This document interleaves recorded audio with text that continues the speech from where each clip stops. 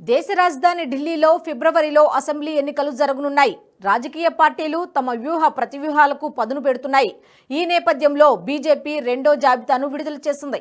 మొత్తం 70 అసెంబ్లీ స్థానాలు ఉండగా అందులో ఇప్పటికే మొదటి విడతగా 58 మంది అభ్యర్థులను ప్రకటించింది. తాజాగా మరో 29 మంది అభ్యర్థులతో రెండో జాబితాను ప్రకటించింది. కరవాల్ నగర్ నుంచి ప్రస్తుత ఎమ్మెల్యే మోహన్ సింగ్ బిస్టుకు బీజేపీ టికెట్ ఇవ్వలేదు. ఆయన స్థానంలో కపిల్ మిశ్రాను అభ్యర్థిగా ప్రకటించింది. మోతీనగర్ నుంచి ఢిల్లీ మాజీ ముఖ్యమంత్రి మదన్ లాల్ ఖురానా కుమారుడు హరీష్ ఖురానాకు బరిలోకి దింపింది కమలం పార్టీ. ఇటీవల ఆమ్ ఆద్మీ పార్టీ నుండి బీజేపీలో చేరిన ప్రియాంక గౌతమ్ను కోండ్లీ నియోజకవర్గం నుంచి పోటీకి నిలిపారు. తిమార్పూర్ నుండి సూర్యప్రకాష్ ఖత్రీ, నరేలా నుండి రాజ్ కరణ్ ఖత్రీ, కిరాడి నుండి బజరంగ్ శుక్లా, చాందనీ చౌక్ నుండి సతీష్ జైన్, సుల్తాన్పూర్ మజ్రా నుంచి కరమ్ సింగ్ కర్మా, మున్కా నుండి గజేంద్ర దరాల్, సదర్ బజార్ నుండి మనోజ్ కుమార్ జిందాల్ను బరిలో నిలిపింది కాషాయ దళం.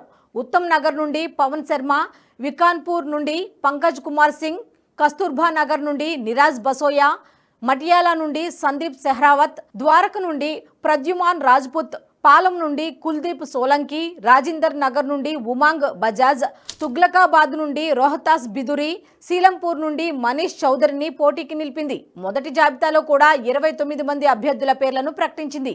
బీజేపీ ప్రకటించిన రెండవ జాబితాలో 5 మహిళా అభ్యర్థులకు టికెట్లు కేటాయించింది.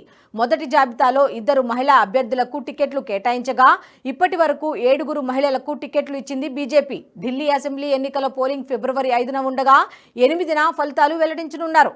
ఢిల్లీలో 71.74 లక్షల మంది మహిళా ఓటర్లు ఉండగా 25.89 లక్షల మంది యువ ఓటర్లు ఉన్నారు.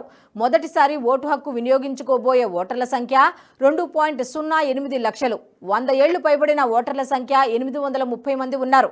ఢిల్లీ ఎన్నికల నిర్వహణకు 13,000కు పైగా పోలింగ్ కేంద్రాలను ఏర్పాటు చేయనున్నారు.